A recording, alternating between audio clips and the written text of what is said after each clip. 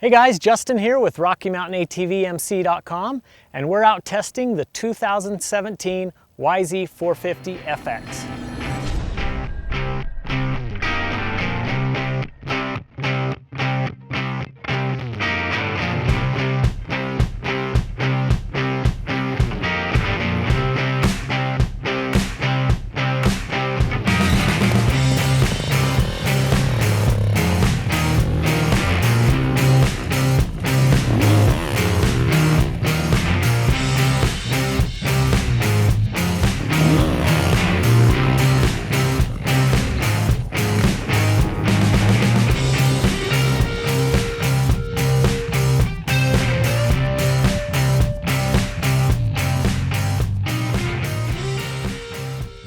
All right guys, we all know that Yamaha has made awesome motocross bikes with their YZ lineup for the past several years.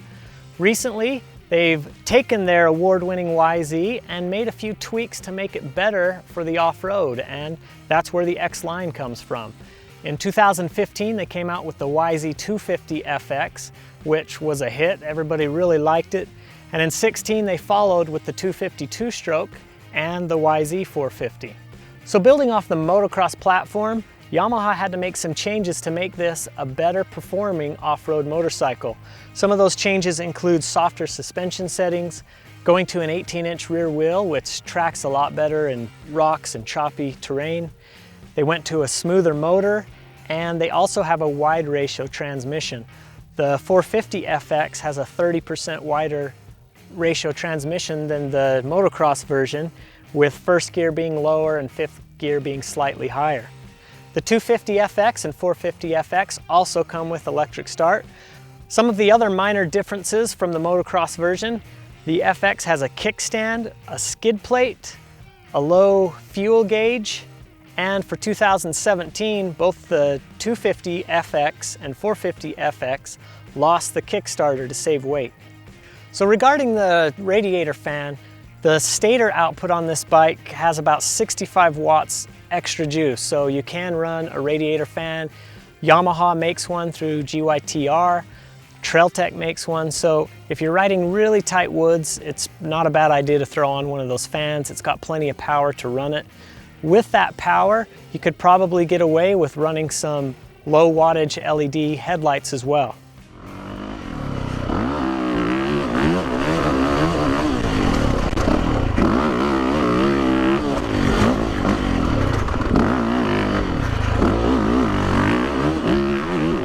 So to smooth out the power on this bike, Yamaha, even though it's running the same head, same piston, Yamaha has made some changes to the cams, and they've also got some different ECU mapping. And one thing that's really nice about these Yamahas is it's easy to adjust the ECU mapping and try different maps. You can smooth out the power even more or make it more abrupt with the GYTR power tuner. So after riding the bike, I really enjoyed riding it. The first thing I noticed right off the bat is it's very comfortable. As far as the ergonomics go on this bike, I think they feel awesome. I have the handlebars in the back position on the triple clamp, and it feels pretty good for me there. It's, you know, nicer for taller riders to be able to move that forward. Another real standout feature of this bike is the motor. It's got a really broad range of power. Down low, it's smooth and tractable, but when you want to get on it, it goes. Man, you can roll that power on when you want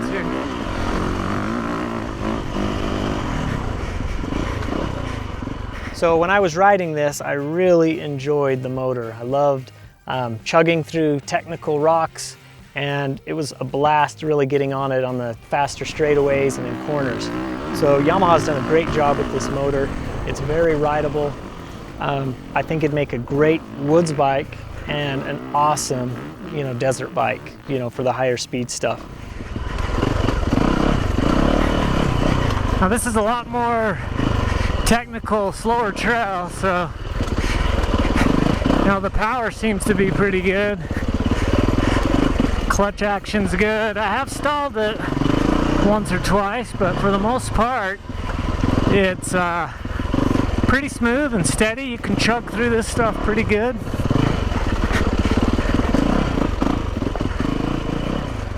Going to suspension, I thought the suspension was really good. A lot of guys say that it's on the soft side, where I'm a lightweight at 140 pounds. It was a little on the stiff side for me. I didn't have the sag set quite right, but it still handled really good. It didn't do anything weird. The forks are just awesome. Coming off KTM 4CS forks, I really love these forks on the Yamaha. To me, that's the most important part of a motorcycle, is how it handles. If you're getting kicked around and it's doing weird things, you're just not gonna have very much fun riding. So I really enjoyed the suspension on this motorcycle. Suspension takes the little stuff and the bigger hits. I think most guys that get this bike, the suspension's gonna work just fine for. You know, you may have to tweak spring rates depending on your weight, but for the most part, I think, you know, the valving is really good on this bike for off-road. So coming off my 16 KTM 350 XEF, I noticed that the brakes on this thing work well, but not nearly as good as my KTM. My KTMs are effortless, so these do have a nice, smooth, progressive feel, but they're not as strong as a KTM for sure.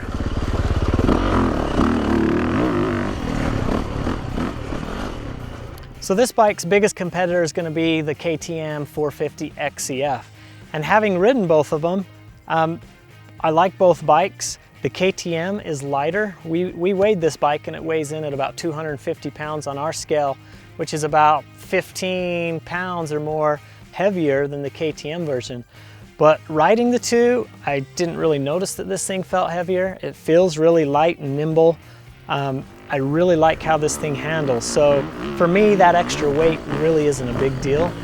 So if you really wanted to shave a few pounds, you could change out the lead acid battery in this bike and put in a lithium battery like the KTM runs. But for me, the weight really isn't an issue.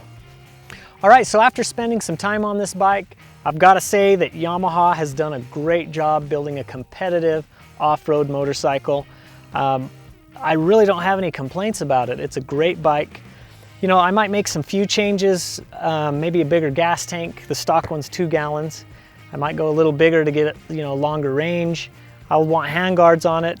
And, you know, I'm gonna do a few other things to make this custom for me and for my riding. So be sure and subscribe to our YouTube channel to see the bike build, see how this thing comes out, and check out our website for all your parts, apparel, and accessory needs. Thanks for watching.